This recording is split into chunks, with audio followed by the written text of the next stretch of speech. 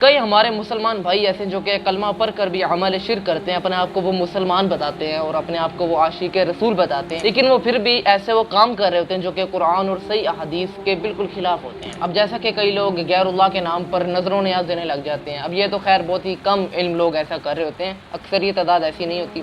اور پھر جیسا کہ کئی لوگ غیر اللہ کو پکار رہے ہوتے ہیں، تو اس طرح کی جو ایکٹیویٹیز ہیں یہ عمل شرک میں آتی ہیں، ٹھیک ہے، لیکن کئی لوگ اس کو کر رہے ہوتے ہیں کلمہ پڑھ کر بھی۔ تو کیا ایسے لوگوں پر کلمہ کو مشرک کا ٹائٹل لگانا یا پھر ان کو مشرکین عرب سے تشبیہ دینا کیا یہ صحیح ہے؟ تو میرے نزدیک ایسے لوگوں کو کلمہ کو مشرک کہنا یا پھر ان کو مشرکین عرب سے تشبیہ دینا یہ بہت ہی غلط چیز ہے، کیونکہ اس سے نفرتیں جنم لیتی ہیں اور پھر انسان ایک دوسرے سے مسلمان ہوتے ہوئے ایک دوسرے سے پھر ایسے نفرت کرتا ہے جیسے پتہ نہیں اگلا کافر ہو۔ تو جیسا کہ آج ہم دیکھ بھی رہے ہیں کہ برے صغیر کے ماحول میں کس طرح کی فضا پھیلی ہوئی ہے اور اتحاد تو ہمیں نظر دور دور تک نہیں نظر آ رہا ہوتا۔ ایک دوسرے کے پیچھے نمازیں پڑھنے کو یہ لوگ کہہ رہے ہیں، وہ نہیں اگلا مشرک ہے اس کے پیچھے نماز نہیں ہوتی۔ یار ہم کس رخ پر چلے گئے ہیں؟ نبی صلی اللہ علیہ وسلم پوری امت کو ایک جسم قرار دے کر گئے ہیں۔ میں یہ سمجھتا ہوں کہ ان کو تعویل کی غلطی لگ گئی، انہوں نے بعض آیات اور احادیث کو سمجھنے میں سخت تعویل کی غلطی کر دی ہے۔ ان کو سمجھ نہیں لگی کہ وہ آیت کس کانٹیکسٹ میں ہے اور وہ جو روایتیں آتی ہیں ان کو ہم نے کس طرح قرآن پر رکھ کر چیک کرنا ہے۔